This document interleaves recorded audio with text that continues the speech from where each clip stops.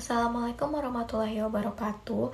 Kami dari kelompok 1 akan mempresentasikan case study yang ketiga, yaitu analisis protein dan immunoassay. Dengan topik yang akan dibahas kali ini adalah Western blot untuk diagnosis leishmaniasis. Berikut adalah nama anggota kelompok dari kelompok 1.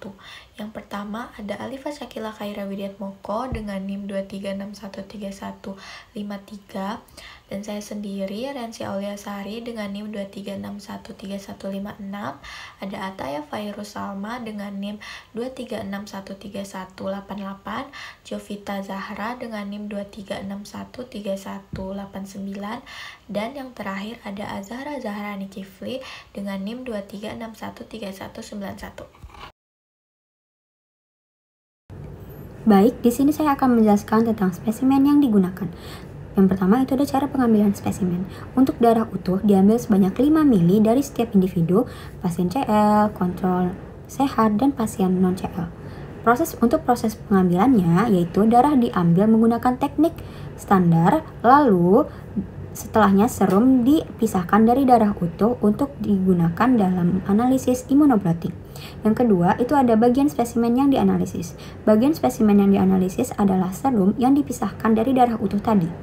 Serum ini digunakan untuk mendeteksi antigen larut dari Leishmania major dalam bentuk amastigot melalui metode immunoblotting atau Western blot. Untuk jenis spesimennya, yaitu ada serum pasien cutaneous leishmaniasis atau CL yang diambil dari 61 pasien yang telah dikonfirmasi secara parasitologis melalui pemeriksaan mikroskopis lesi kulit. Lalu ada serum kontrol sehat yang diambil dari 50 individu sehat tanpa riwayat cutaneous leishmaniasis. Setelah itu ada juga serum pasien non-CL yang diambil dari 50 pasien dengan penyakit lain termasuk infeksi bakteri sebanyak 12 pasien, penyakit parasit sebanyak 3 pasien, dan penyakit autoimun sebanyak 35 pasien. Selanjutnya adalah subjek penelitian. Nama penyakitnya yaitu cutaneous leishmaniasis atau disingkat CL atau leishmaniasis kulit yang merupakan infeksi dari parasit. Ciri penyakitnya yaitu gejala utama meliputi lesi kulit yang biasanya ditemukan di area tubuh seperti tangan, kaki, wajah, dan batang tubuh. Kemudian lesi dapat memiliki sejarah infeksi mulai dari beberapa minggu hingga 20 tahun. Jumlah sel per pasien berkisar antara 1 hingga 20. Sensitivitas metode deteksi bervariasi, tergantung pada stadium penyakit dan konsentrasi parasit dalam jaringan.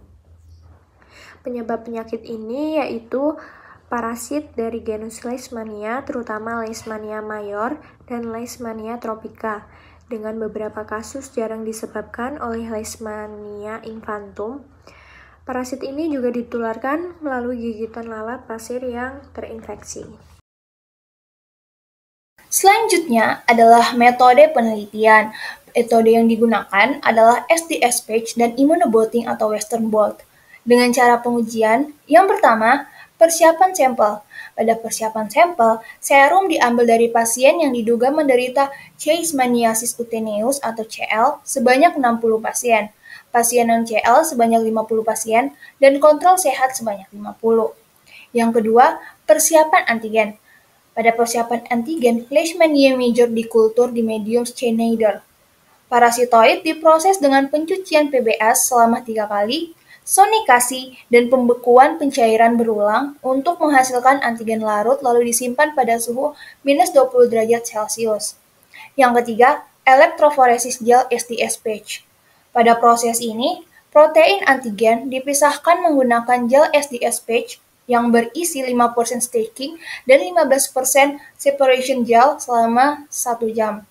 Yang keempat, protein yang dipisahkan pada gel dipindahkan ke membran nitroselulosa dengan pewarnaan membran dengan pewarna pencelus.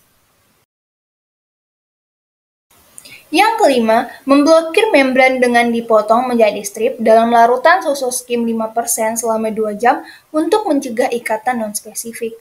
Yang keenam, strip diinkubasi dengan serum uji dengan pengenceran 1:100 pada suhu ruang selama 1,5 jam.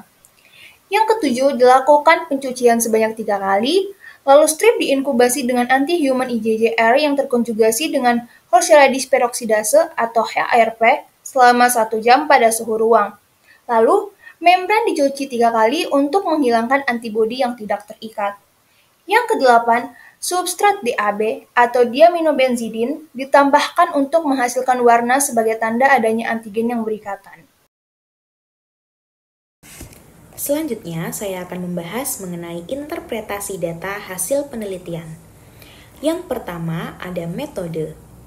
Metode sendiri meliputi immunoblotting yang digunakan untuk mengevaluasi serum pasien dengan leishmaniasis kulit atau CL menggunakan antigen yang larut dari Leishmania mayor.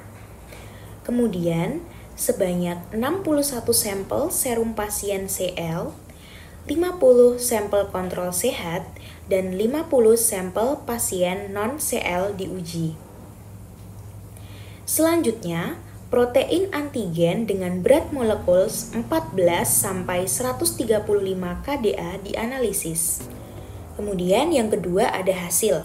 Hasil meliputi yang pertama ada komponen 63 kDa terdeteksi pada 96,7% serum pasien CL atau 59 dari 61 pasien. Kemudian yang kedua, komponen 32 hingga 35 kDa terdeteksi pada 83,6% serum pasien CL. Yang ketiga, subunit 63 kDa memiliki sensitivitas tertinggi yaitu 96,7%, sedangkan subunit 75 kDa memiliki spesifisitas tertinggi yaitu 98%. Yang keempat, nilai prediktif negatif atau NPV terbaik adalah 97,2% untuk subunit 63 kDa. Dan yang kelima, nilai prediktif positif atau PPV tertinggi adalah 89,4% untuk subunit 75 kDa. Kemudian yang ketiga yaitu kesimpulan.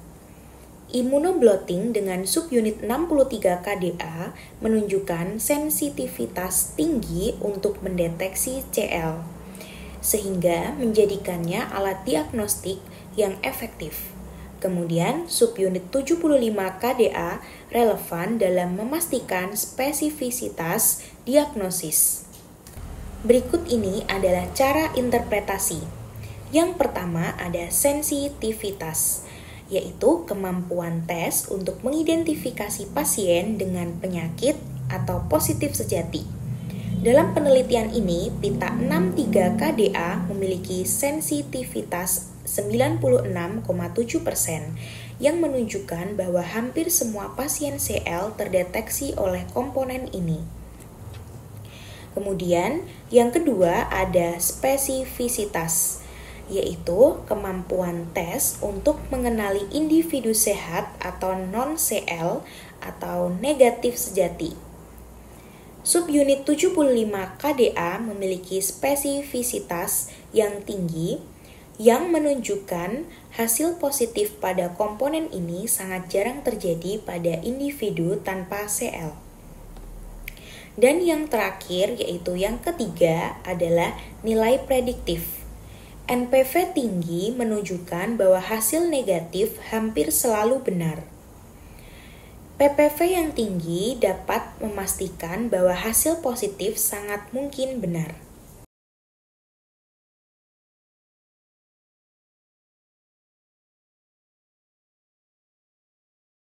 Oke, baik teman-teman, itu tadi pemaparan materi sekaligus presentasi dari kelompok kami. Jika ada teman-teman yang masih bingung nih atau ada yang ingin ditanyakan, boleh banget di drop pertanyaannya pada kolom komentar di bawah ya. Cukup sekian presentasi dari kelompok 1, kurang dan lebihnya mohon dimaafkan. Dan terima kasih bagi teman-teman yang udah nonton videonya sampai akhir. Wassalamualaikum warahmatullahi wabarakatuh.